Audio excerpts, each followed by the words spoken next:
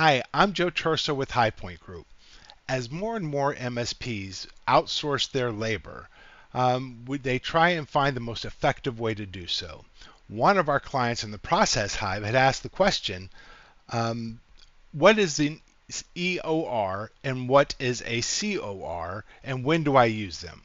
So as a global PEO ourselves, as well as a direct hire recruiting company, I wanted to talk about it because a lot of people don't know. Because you're not a PEO, you're an MSP, and you know hiring people is part of your job, but it's not what you do at your core. So an EOR is an employer of record. That means another company is functioning as an entity in those countries to ensure you comply with the laws and the taxes and everything else that's wrapped around doing business in those countries. Unless you are an entity yourself, you must have an entity of record or employer of record. That way, misclassification doesn't happen. You don't get into tax issues and whatnot.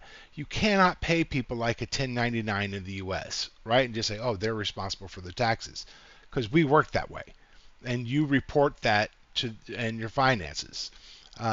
When you pay people like that overseas, you're not compliant, and actually you create a legal situation. So when you want to use the EOR is when you want to treat that person like a full-time employee. You may give them benefits, you may include them in your LMS, or basically they're working for you just like a regular employee. Now a COR is a contractor of record. This is more like the 1099, but it ensures classification and taxation happens according to those countries and local laws and policies. The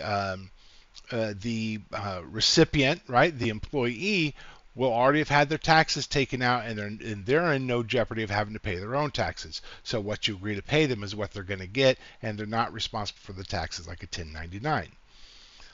As a PEO and a global PEO, there's a lot of success overseas. But you need to understand that there's laws in the U.S. with the IRS, and there's laws with the Department of Labor, or their version of, in almost every country. So stay compliant. Use an EOR or a COR, be an employer record or a contract record from a reputable PEO, or just set up an entity, set up a company within these locations, pay taxes, and just abide by those laws. It's much cheaper to use a PEO. I recommend it. So with that, have a good day.